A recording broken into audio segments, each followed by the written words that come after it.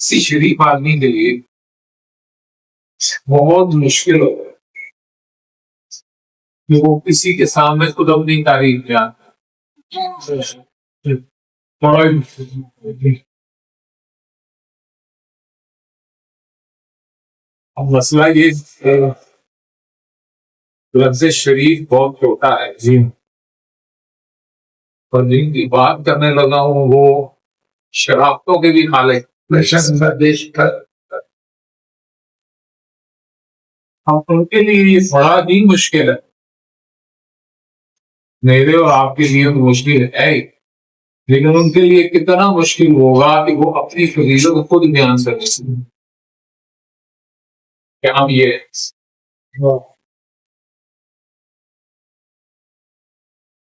लेकिन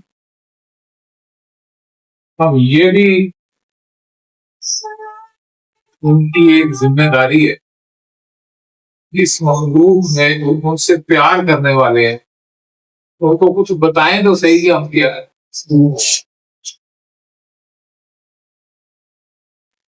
चुनाचे उन्होंने कुछ मौके पे खुद अपना तारुफ मुख्तसरन लफ्जों में छुपा के से कहते हैं ना, पंजाबी में पता नहीं मुनाफिक लफ्ज दिया उनकी कागजात के, लेकिन ये चाक दे कुछ थोड़ा बहुत होता है इंसान को, और बाकी फिर छोड़ दी गेम कि जो हमें ढूंढना चाहेगा हम उसको कुछ ना कुछ दे दें। यही रूहानियत का उसूल है जिसमें उन्होंने इंसान को वो रास्ते बता दिए कि तू इस रूहानियत के सफर पे चलेगा तो हम खुद तुझे अपनी कुछ ना कुछ मार्फत अता फरमाते रहे। अब यहां से दो लाइनें बन गई। एक लाइन ये है कि उन्होंने जो अपना तारुफ खुद करवाया, ये वो किताबों में आ गया, हर पढ़ने वाला उसको पढ़ सकता है, कुछ ये आजकल मैं किताब का काम कर रहा हूँ, पता नहीं कब मुकम्मल होती है। शान मौला और जुबान है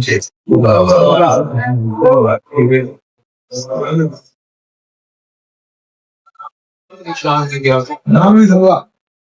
ठीक है,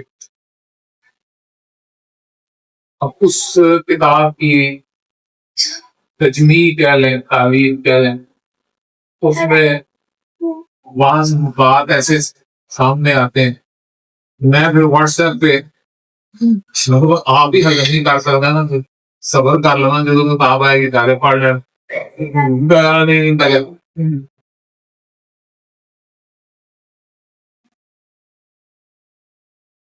अब उनमें एक मौजू जिससे पिछले दिनों 2-3 मैसेजेस मैंने पेश किए और फिर उसके जवाब में दोनों तरह की मेरे ऊपर बरसात, एक तरफ से तसल्ली, तशक्की, शाबाश, वाह की बरसात की, और दूसरी तरफ से थी नवाब मुशर्रफ नहीं है भाई, एक बंदे ने यही लगा, अच्छा भाई वो नवाब मुशर्रफ नहीं है। मैंने उसको जवाब में यही कहा, मैंने कहा यार तुमने मुझे मुशर्रफ कहा, मुझे ये बात बड़ी अच्छी लगी, मुझे ये बात बड़ी अच्छी, वाकई में मुशर्रफ जो खुदा तेरा है मैं उसके साथ शेयर करता हूँ। क्यों? जो मेरा खुदा है वो तेरे खुदा से बहुत बड़ा है। तो ये है कि तेरा खुदा ही इतना छोटा है। मैं अपने मौला की बात क्या करूं, मैं किसी मोमिन की बात कर रहा हूँ, तेरे अल्लाह को टकरे लगनी नहीं हो जाती। वो अपना ऊंचा कर मुझे मुशरक कहता है कुरना अल्लाह कहता है। वाह, वो हदीस है, तकरीबन हम मानी है, लेकिन ये लफ्ज में आगे बहुत बड़ा फर्क है। एक नहजुल बलागा में आसम शाम ने एक खत लिखा मौलाना ने कहना, नहजुल बलागा ने खत नहीं किया, लेकिन एक किताब है अली और फरजंदान अली, तो कहा हुसैन मिस्र का एक बहुत बड़ा जर्नलिस्ट है, वो जिल्दों में उसने ये किताब लिखी है, उसमें ये सारी किताब उसमें कहा हुसैन लिखता है कि हाकिम शाम ने मौला से अपनी रिश्तेदारी जताई, मैं इतना वक्त नहीं लगाना चाहता हूँ कि आप भी कुरैश से, कुरैश से तुम्हें आपस में मिलजुल के रहना चाहिए और एक दूसरे की मदद करनी चाहिए, ये है वो है।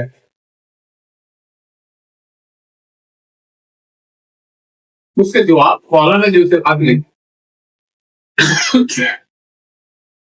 आका ने उसकी इन सारी बातों की कोई तरदीद तो ये जो जवाब पढ़े ना, तो उससे उस खत की मतन की भी समझ आती है कि नया गल मिलती उनका मौला नया जवाब।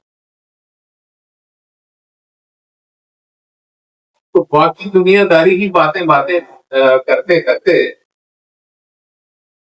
मौला ने दरमियान में एक जुमला तोड़ दी। मौला फरमाते हैं तू हम जैसा कैसे हो सकता है, नानो सनाइदाओ वन्नासा बअदहु सनाइदाओ, हम अल्लाह की सना और बाद में जितने भी इंसान बने हैं वो हमारी सना। अब ये लफ्ज सना, स्वाद, नाम, स्वाद, जे और एन, ठीक है, ये अभी इसका प्री लेटर मैटर होता है, अरबी मादा जो सनी, स्वाद, मुंह और एन, ये इसका सह, इससे ये इसके मानी बड़े खूबसूरत पता है, उसको बड़े कमाल के मानी।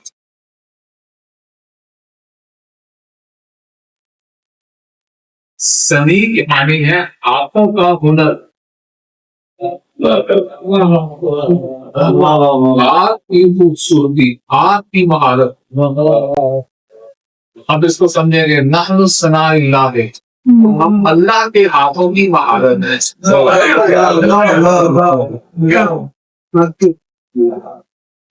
अब यहां भी मुंतजिर भाई अपने आप को छुपाया, फरमाया हम अल्लाह के हाथों की महारत है।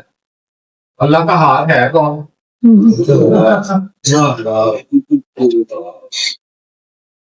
तो खुद ही अल्लाह के हाथ ही है, लेकिन देखिए मुखातिब कौन है?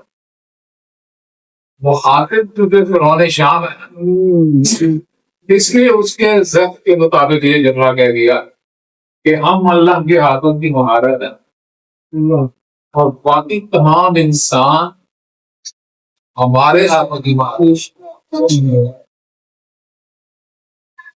किसी से मिलता जुलता कुछ है जो जमाना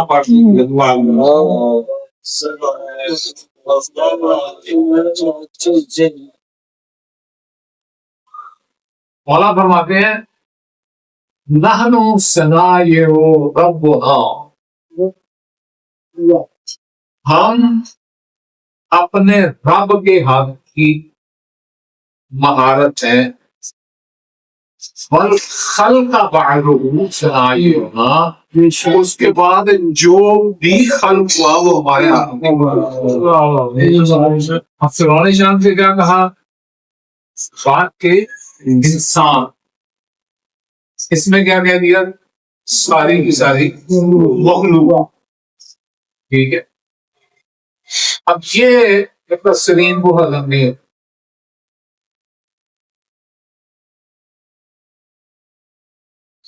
सहीफा इमामी, ये इमामिया पब्लिकेशन ने काफी दी, उसमें मौलाना का ये फरमान लिखा हुआ। और तर्जमा बना क्या लिखा है, तर्जमा ये लिखा है कि अल्लाह ने पहले हमें बताया, बाद में सारी मखलूक को बता दी। अब इस सनाया का तर्जमा बताया, ये बात ने निकाला। मेरे पास कंप्यूटर में दर्जनों डिक्शनरियां हैं, मैंने तमाम डिक्शनरीज को सर्च किया, ये बताया किसी ने भी कोई तर्जुमा नहीं। लेकिन अब चूंकि तर्जमा करने वाले को सनाए का असली तर्जमा हजम नहीं होता, उसने ये डंडी मारी, बताया कि अल्लाह ने पहले हमें बताया, फिर बाद में सारे लोगों को बता दी। हालांकि सीधी सी बात है कि पहले अल्लाह ने हमें बनाया, फिर हमने बाद में सारी मखलूक को बनाया। ये बनाया नहीं, बनाया, लेकिन ये बनाया उसको आदत। अब इस पे मैंने आईद में मौलाना ने कायनात बात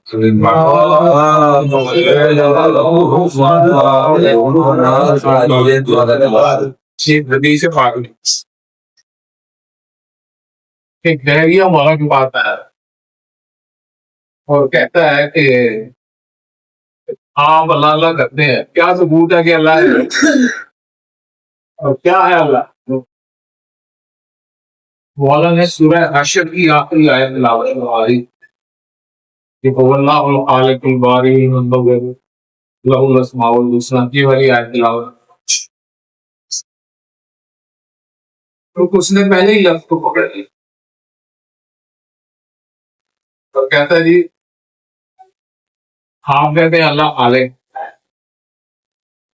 पहले आपको दूसरे लफ्ज का माना समझा दूं। वो लफ्ज कितने इस्तेमाल हुए हैं, वल्लाहुल खालिकुल बारी।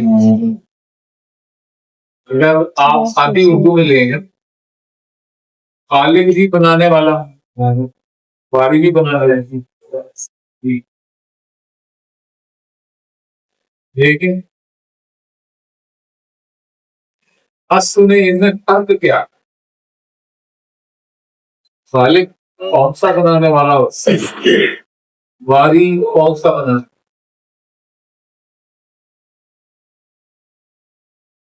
जो चीजें पहले से एग्जिस्ट करती, वजूद रखती, उन चीजों को मिक्स करके कंबाइन करके आप कोई नई चीज बनाए, ये खालिक। हम पहले से मौजूद चीजों को आप कोई नई शक्ल दे, खिलाएं और नई शक्ल दे। मतलब आग, पानी, मिट्टी, हवा, ये पहले तो एग्जिस्ट करती, इन चारों को मिला के अल्लाह ने आदम बना दिया, तो ये खल्क, ठीक है। ये खल्क पहले से मौजूद चीजें मिलाई और एक नई चीज बना दी, इसे क्या कहते हैं, खल्क। भारी वो बनाने वाला है, ऐसा बनाने वाला कि पहले कोई चीज एग्जिस्ट करती ही नहीं, और वो गैर मौजूद से किसी मौजूद को इसे भारी। तुम्हारा उसने से सवाल खालिक भी, आप कहते हैं अल्लाह खालिक है, कैसे खालिक है। मौलाना ने बड़ा सीधा सीधा जवाब दे दिया। मौला फरमाते हैं अल्लाह भी उसी तरह खालिक है जैसे मैं खालिक।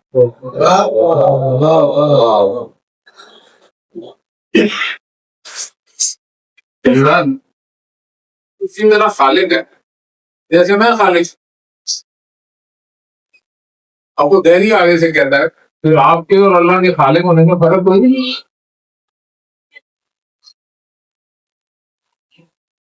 मौला को बातें नहीं फर्क है।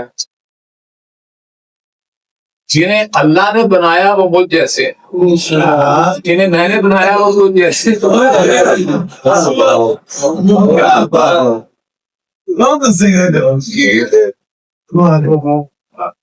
अब यहाँ पर बात आके 20 तो मुकम्मल हो। सवाल आगे उठता ये है कि क्या मौला मीर कायनात ने जिन्हें बनाया वो नाकिस बनाया? मुझे जो बनाया मैं तो नाकिस, तो मौला ने नाकिस बनाया।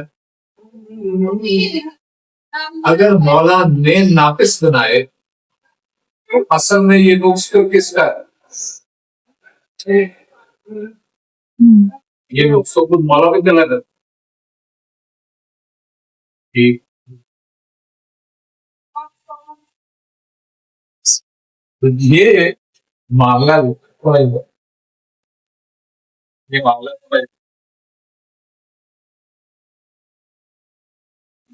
इसको अगर आप हदीस की मदद से समझेंगे ना तो आपके लिए आसान। जो मटेरियल इंसानों को बनाने के लिए इस्तेमाल किया गया, आटा और दूध, ये 3 चीजें इंसान को बनाने के लिए इस्तेमाल। तो एक मट्टी है जिसे कहते हैं इल्लीशीन, एक मट्टी है जिसे कहते हैं सिजीन। इल्लीशीन की मट्टी जो है ये वो मट्टी है कि इससे जो भी बनेगा वो सिर्फ अच्छे का।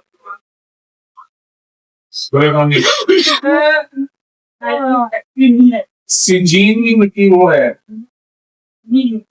इस मिट्टी से जो भी बनेगा वो बुरे काम करेगा, अच्छे काम नहीं। मौला सैयद साजिदीन फाउंडेशन का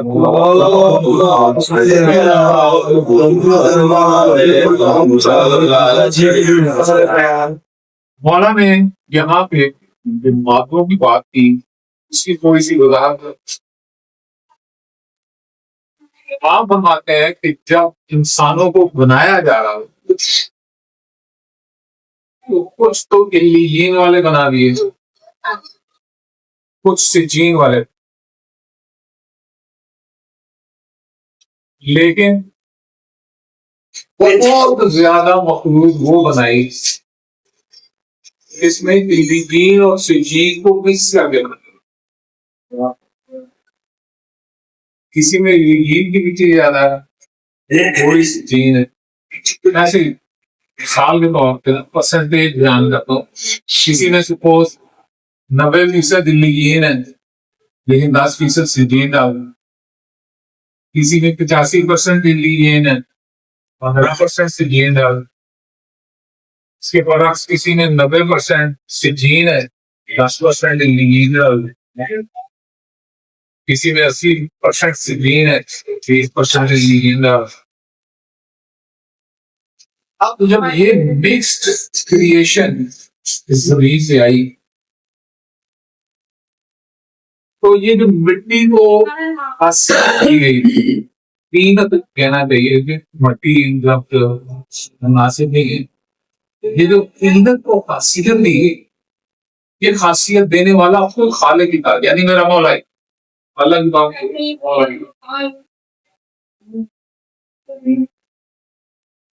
अब उस मौला ने किसी दुनिया में एक पेड़ बनाने के लिए ये मिक्स मखलूक बना,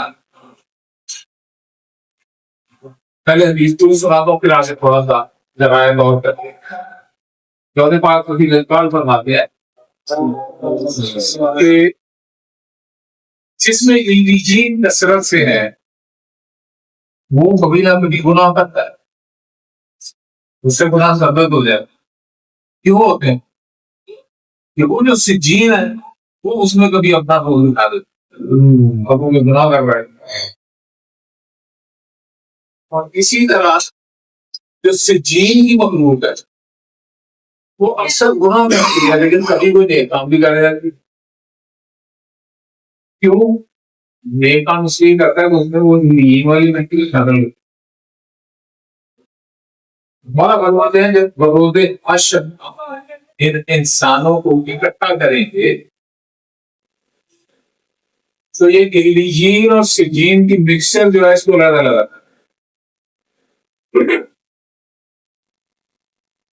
मसलन मुद्दे शहरी की खाक इल्लीजीन वाली है, लेकिन इसमें 10% सिद्दीक किया, इनकी 10% है। ये मौलवी दर्जी होगी। अब जो मौलवी मैं भी अगर कोई नेक काम करता है तो वो उस 10% ही वजह करता हूँ, और अगर मुद्दे शहरी तो गलत काम करते हैं तो ये उस 10% की वजह से करते हैं जो मौलवी हादी का 10% इतने का। अब अशर में क्या होना है कि इंसान जो 10% मौलवी हादी में गया वो उसे उठा के वापस इनके पास आ जाए, और जो इनके पास 10% जी वाला था वो इनसे उठा के मौलवी हादी को दे दिया। अब ये खाली मिट्टी नहीं जाएगी, तो इस मिट्टी ने जो कमाया वो भी साथ है। अब नतीजा क्या निकलेगा? ये मुंतजिर शादी के पास कोई बुराई होगी नहीं। क्यों? तो बुराई तो 10% कुछ भी चीज मौलवी आदि नहीं, और मौलवी आदि के बाद अच्छाई कोई नहीं होनी, तो उसने जो 10% अच्छाई की वो मुंतजिर शादी की, तो सारी अच्छाइयां मुंतजिर शादी के पास आ गई और सारी बुराइयां मौलवी आदि के खाते में चली गई। अब यहाँ पे फिर आप फैसला करें कि क्या मौलवी तकलीफ में कोई नक्स था? क्यों? उसने जो इल्लीजीन बनाई थी वो बनाई अच्छे काम के लिए, बेशक वो 90% से जीन के हाथ में थी, लेकिन वो वहां पर भी अच्छे काम, बुरा काम नहीं करते। इसलिए आप किसी भी बुराई को इल्लीजीन खाते हुए नहीं ली सकते। क्यों? इल्लीजीन जहां भी है वो अच्छाई की अच्छाई, ठीक है, और सिजीन जहां भी है बुराई बुराई, ठीक है। अब इसको बुराई बनाने में भी मौला पे कोई ऐब नहीं आता, वो मौला ने बनाई बुराई है, नहीं समझ मिट्टी बनाई बुराई यार से, जो बुराई ना करेगी ये बुरी लगेगी।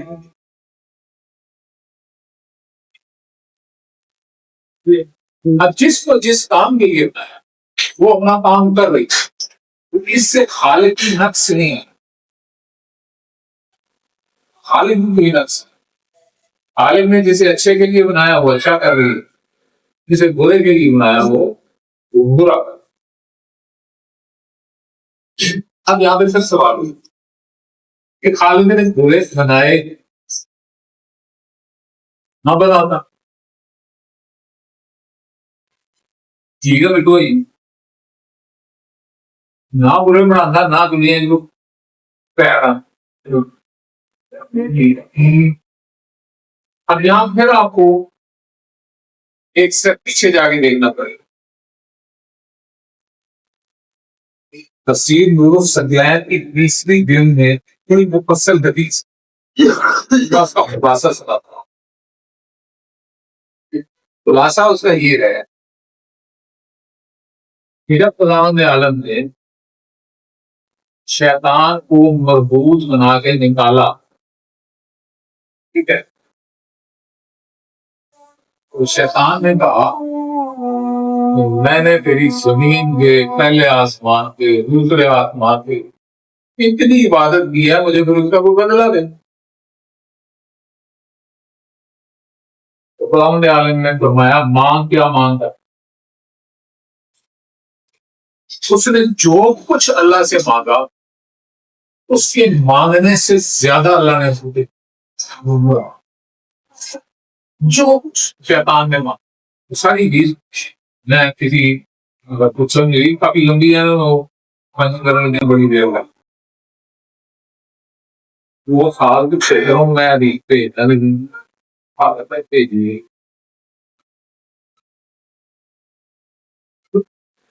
अब शैतान ने जो मोहलतें मांगी अल्लाह पाक से, तो जो होते उसके मांगने से ज्यादा भी, उनमें ये भी थी कि मैं जब चाहूं, जिस घर में चाहूं, जितने चाहूं अपने बच्चे पैदा कर सकता। देखने में वो आदम की औलाद हो, हकीकत में मेरी औलाद, और उसको ऐसी मिट्टी अदा की जाए कि वो उस तीनन की वजह से मजबूर हो बुराई करने के, नजर मेरी बात मानने के मजबूर। अल्लाह ताला तुम्हारा ठीक है, जाए ज्यादा देरी होती जाती।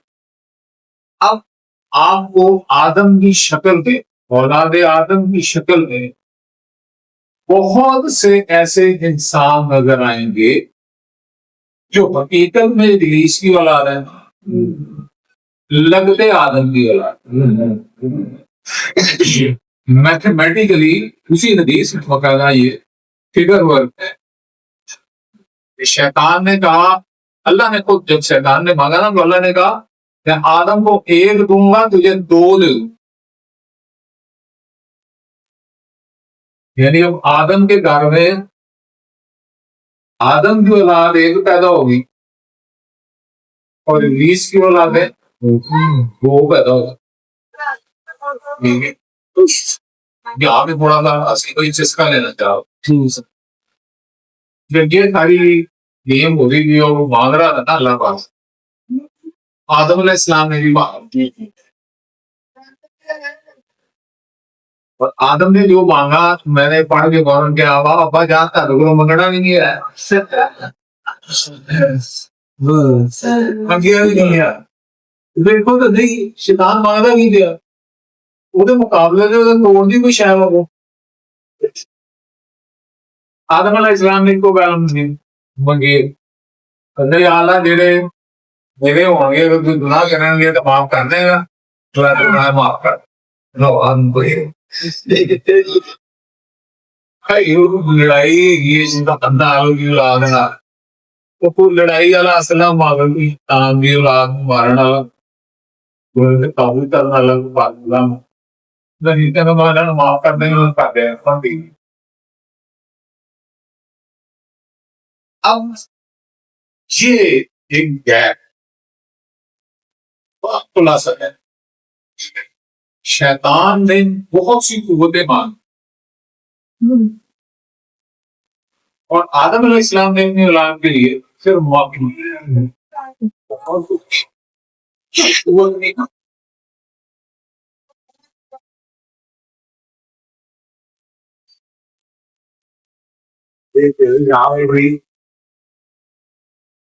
वो बात है जो मैं आपको लेकिन किताबी बात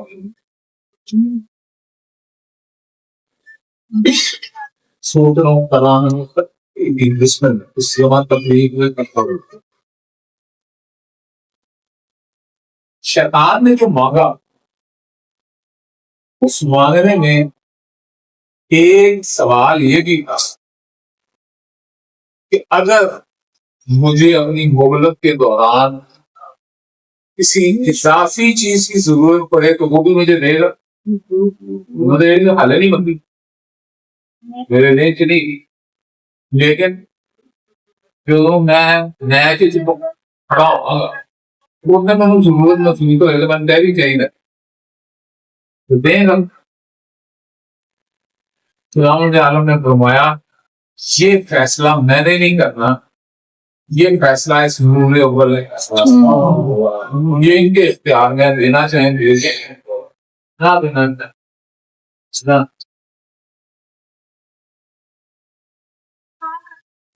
अब मैं आपके सामने एक तारीखी जुमला मौला करीम करबला आप ने तौहीद को दे के फिर आप घरों को शुरू करने जनाब मोहम्मद नबी अलैहिस्सलाम आप भाई दे सकते हैं। भैया मेरी गुजारिश ये है कि पाक जहनों को साथ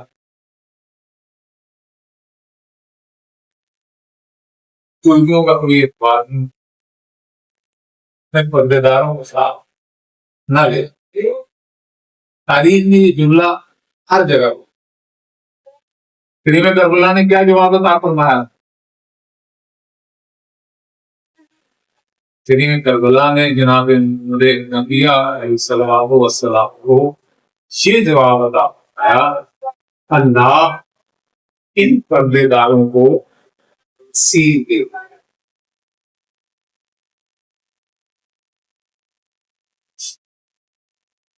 इस जवाब में बहुत बड़ी एक सच्चाई। जी जी बन दोबारा अल्लाह इन पर्देदारों को असीर देखना चाहता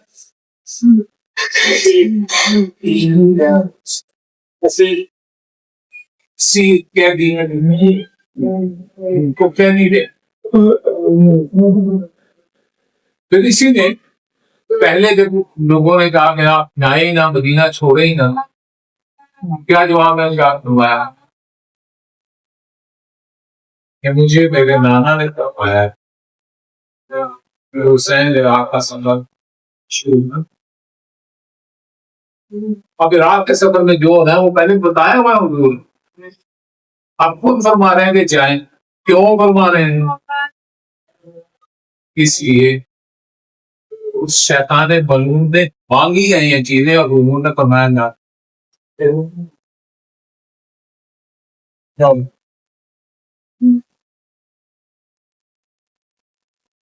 ये वो रहमत का अरूज है,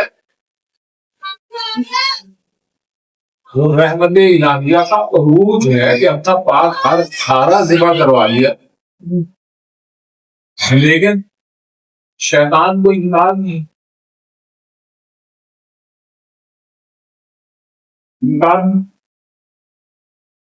क्यों नहीं फरमाया? इसलिए नहीं फरमाया कि जो शैतान का मुकाबला करने वाले थे उन्होंने सरकार से मांगा ही कुछ नहीं। वो भी तो मांगते ना, या रसूलुल्लाह हमें भी इतनी ताकत है, हम शैतान को बर्बाद कर।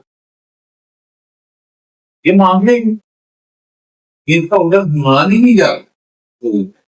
अब चाहे माना कि उस हदीस को समझे, यहाँ पे मैं छोड़ने लगा हूं बात। कई मकामात पे फरमाया, एक जगह नहीं, कई मकामात पे फरमाया अक्सर दुआ बता दीजिए।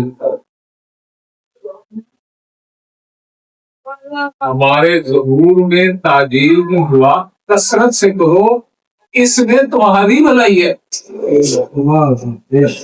क्या भलाई है? जितनी दुआ मांगोगे उतना शैतान पाबंद कर दिया जाए, उतनी शैतान पे गिरफ्त ज्यादा। लेकिन हम दुआ मांगने लगते हैं तो कहते हैं शैतान की औलाद हमें मौला के लोगों की दुआ नहीं मांगने देते। क्यों? उसे पता है कि इससे उनकी बर्बाद हो।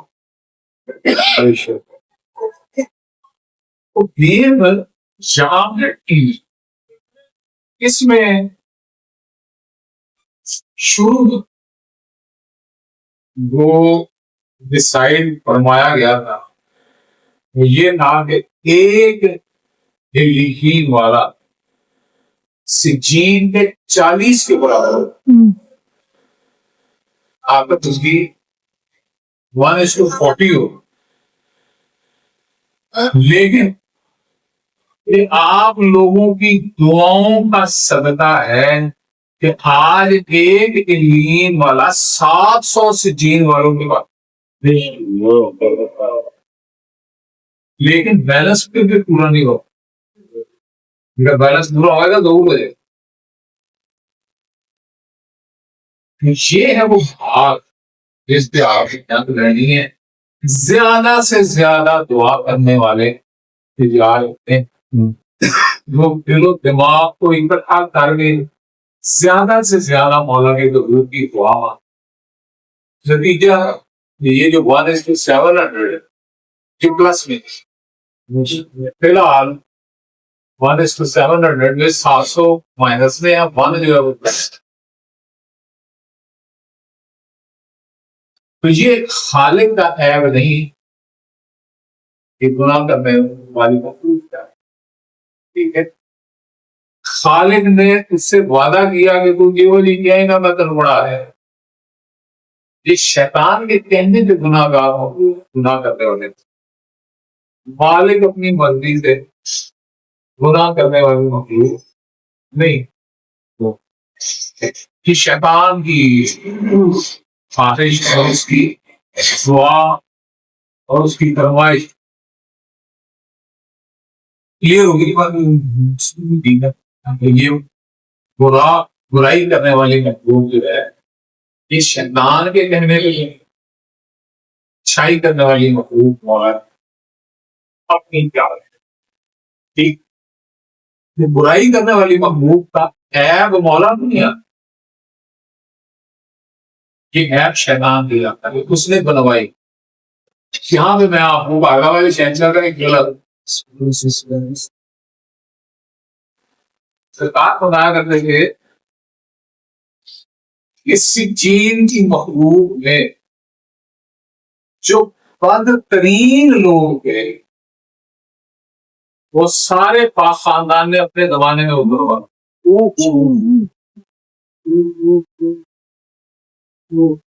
सारे अपने जमाने में उभरवा। क्यों कि तुमने जितना जुल्म करना है हम पे तो हमारे शील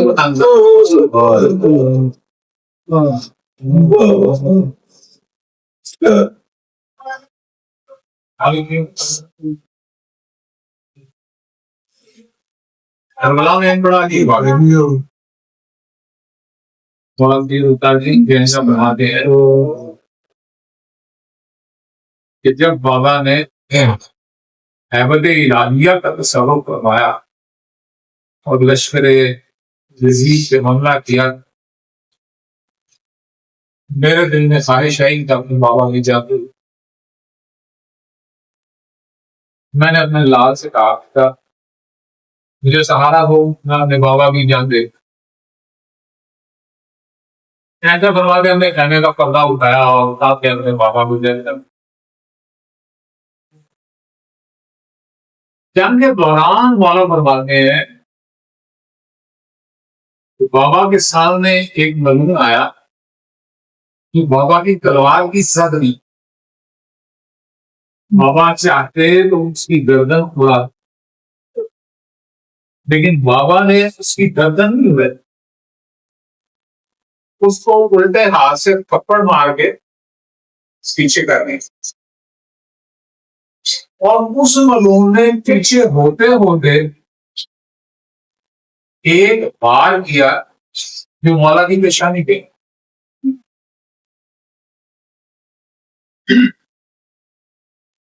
मां फरमाते हैं मुझे और आपको समझाने के लिए बात हो रही होती है, अपना इमाम को तो खोलने की जरूरत, उसके सामने आपको वाकया बयान फरमा रहे हैं मुझे और आपको समझाने की। मां फरमाते हैं कि मैंने सोचा कि बाबा ने इसको कत्ल क्यों नहीं किया,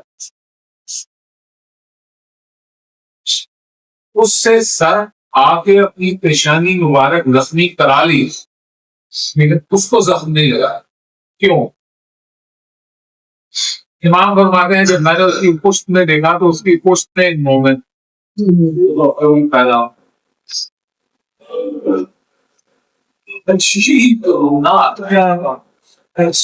मेरी हालत पता नहीं क्या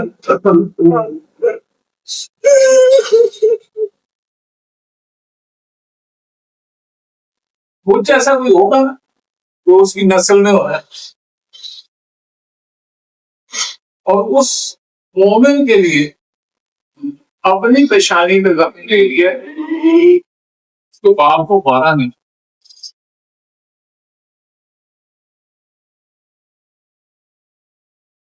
बड़ा सोचे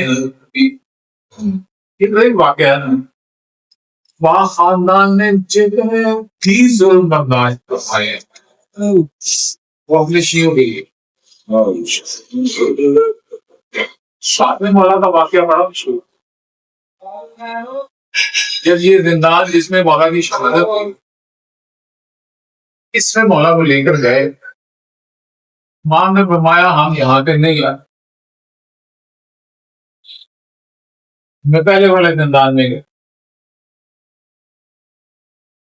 तो हारून ममून के हाजिब था उसने आगे से कहा कि मुझे इस जिंदान में किसी ना किसी को तो रखना ही है, अगर आप यहाँ पर नहीं आते तो आपका फुला फुला शिया भी मेरी कैद में है, मैं उनको यहाँ ले आता आपको भाग्य नहीं उनको ना लाना नहीं।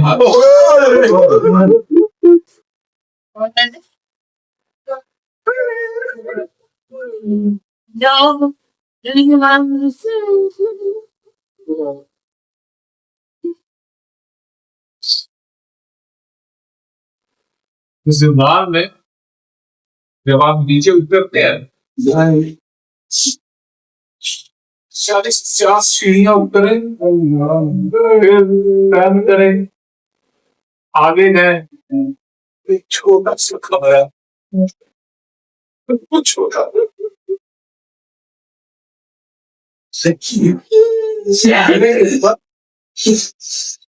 पुराने जमाने में चूल्हों के ऊपर चिमनी सी इस तरह की चिमनी बनी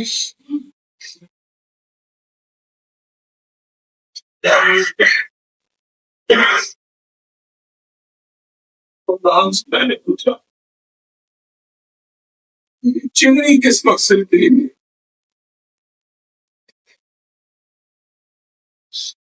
तो कहते हैं जब मौला को प्यास लगती मौला पानी तरह फरमाते वो 50 ऊपर से पानी नीचे गिराया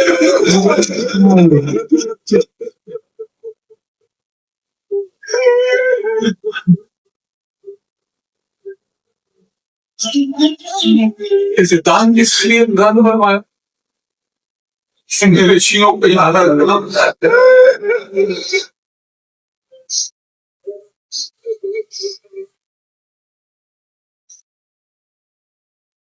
ये खेल बड़ा वसी है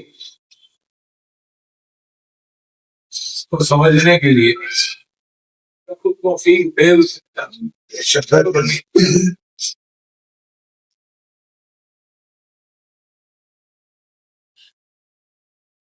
आज मैंने एक बात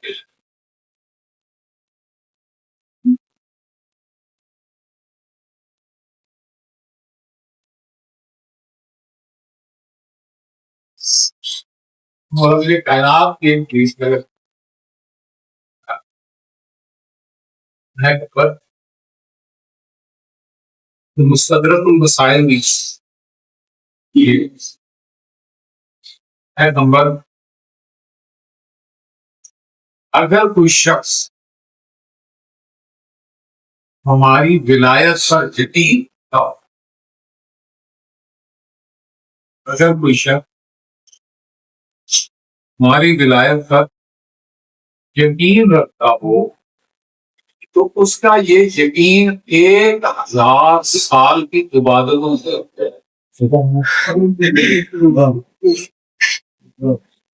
विलायत पे यकीन रखना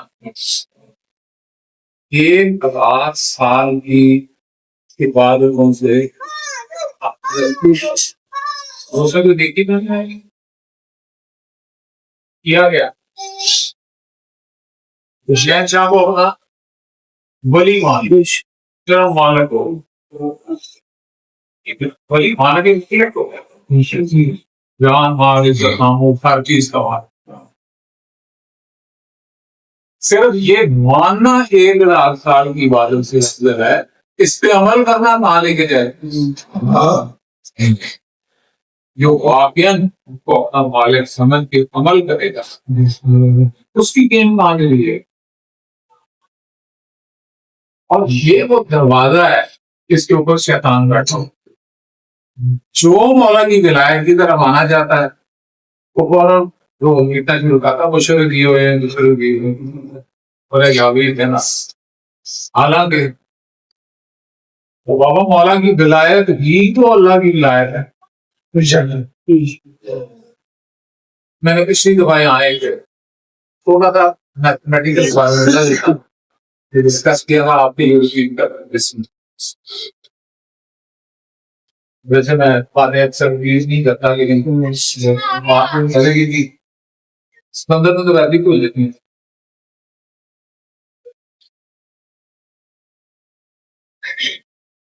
मशहूर हदीस है कि अपने जमाने के इमाम की मार्फत की अल्लाह की यही मैदान करबला में मौला अपने असहाब के साथ बैठे हुए एक सहाबी ने मौला मार्फत तौहीद की बात कर रहे। सहाबी ने मौला करीब से पूछा मेरा ख्याल अल्लाह की मार्फत है कि तो जवाब में वहां मौला ने फरमाया था कि अपने जमाने की मार्फत की अल्लाह की मार्फत। अब मैंने इनको मैथ का एक छोटा सा फार्मूला बताया। अगर ए बराबर है बी तो ऑटोमेटिकली बी बराबर है ए तो ठीक है ऐसे क्यों यदि ऐसे ही फार्मूला देने में आगे बात को आगे चला देखना डरना ना। ए बराबर है बी बराबर है ए। अब जमाने के इमाम की मार्फत बराबर है अल्लाह की मार्फत के। तो अल्लाह की मार्फत किसके बराबर है।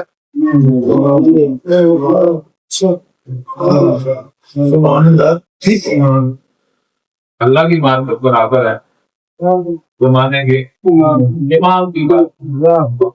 ठीक है अब मजा लेना है। मैंने कभी कहा था कि किसी शरीफ आदमी के लिए बड़ा मुश्किल है कि वो अपनी तारीफ खुद बयान करे। अब यहां मेरे मालिक ने क्या कहा क्या किया। मेरे शहंशाह ने अल्लाह की तारीफ कर जी खोल के अल्लाह की तारीफ की और मेरे और आपके लिए खुलिया छोड़ दिया। ये जितनी उसकी तारीफ है वो मेरी अपनी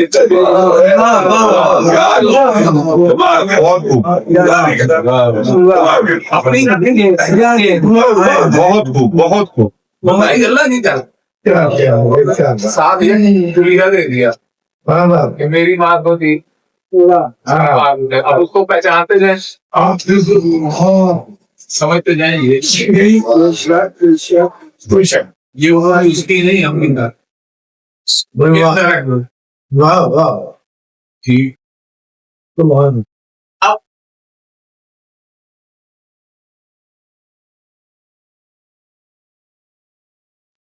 मुझे ये बताएं अब वो हदीस सुन आने वाली हदीस अभी नहीं शुरू मदन कृष्ण सी है। तो मैंने साहब ने ये किताब में ये किसी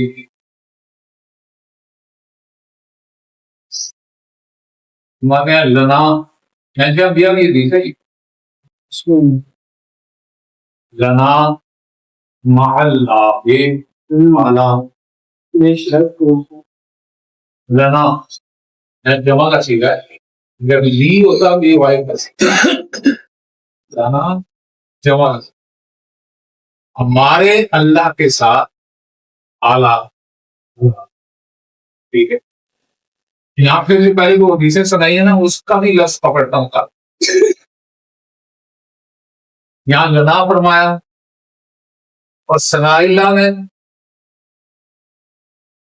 ये नहीं फरमाया अना सनाइल्ला, फरमाया नहनो सना, हम सारे अल्लाह की हमारी महारत।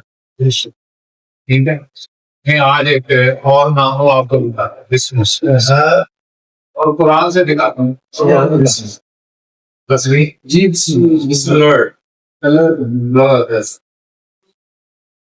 पुराने पाक में खुदा ताला क्या फरमाता है?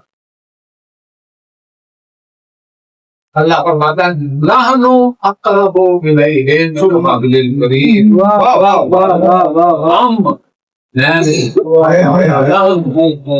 हम करीब हैं तुम्हारी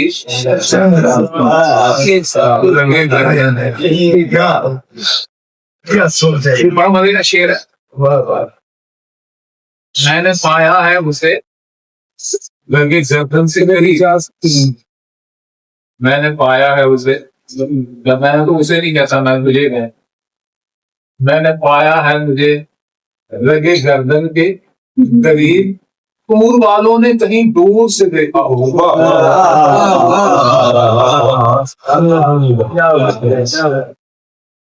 तो यहाँ भी दस क्या है ना, सनाइल्ला, इसके साथ क्या लफ्ज है ना। इस हदीस में क्या है लना, हमारा, ठीक है, हमारे लना मअल्ला आला गुल, हमारे अल्लाह के साथ आला होगा ना, वो हम है और नहनो होगा हम, होगा होगा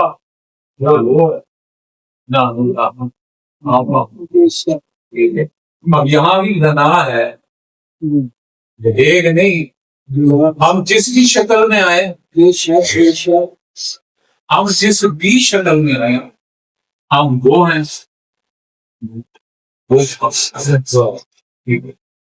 अब सवाल ही पैदा होता है, जब वो हम होगा, जब वो हम होगा तो हम उसको किस नाम से बुलाएंगे? वाह वाह, अल्लाह कहेंगे?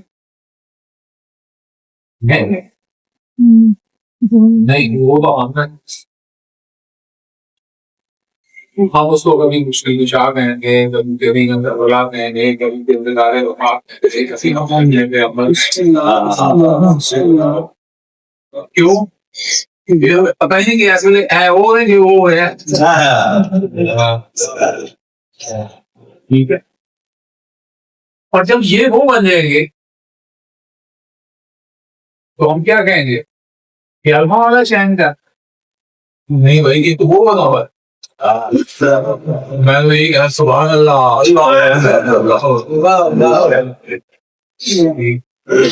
अलग है, लेकिन वो बन के बैठा अल्लाह।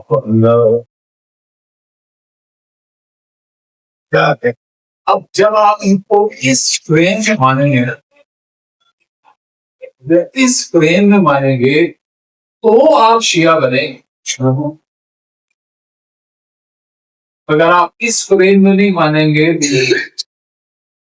शिया कोई, आज मैंने 20 शेयर दिए कि मौलाना के दिन पेशी नहीं करने ला रहे,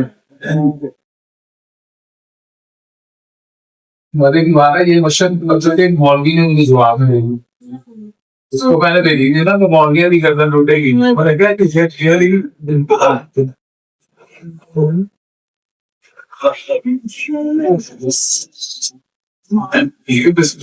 झूठे नहीं उठेगी, झूठे 100 ही उठे, शुक्र है।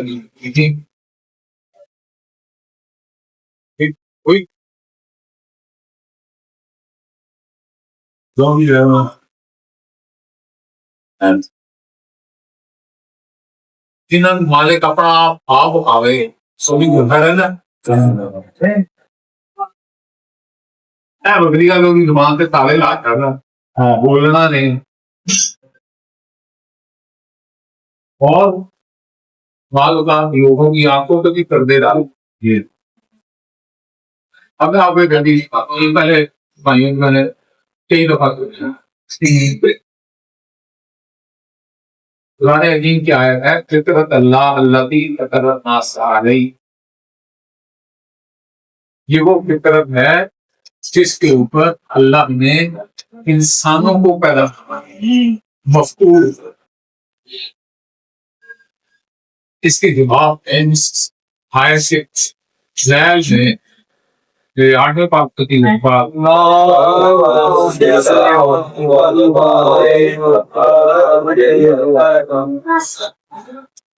क्या फरमाते हैं वो फितरत बताने लगे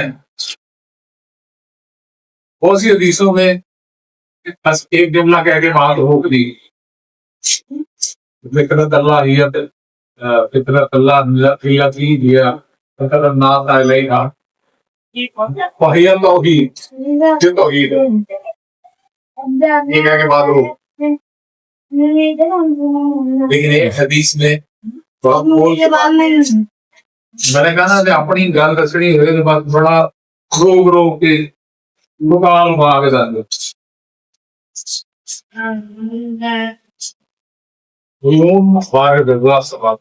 उसमें ये उससे पढ़ा हुआ मौला ही फरमाता है फितरत अल्लाह अल्लती फतरा अन्नास अलैहा फीहा वहुवा ला इलाहा इल्लल्लाह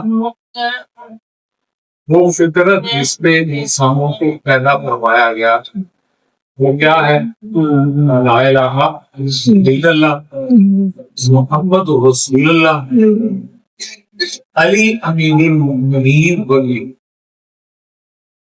ये तीन वो फितरत क्या है ला इलाहा इल्लल्लाह मोहम्मद रसूलुल्लाह अली अमीरुल मोमिनीन वली आगे दो लफ्ज हैं और उन दो लफ्जों ने ही असल ज्ञान पैदा किए आगे दो लफ्ज ये है तौहीद ये तीनों ही तौहीद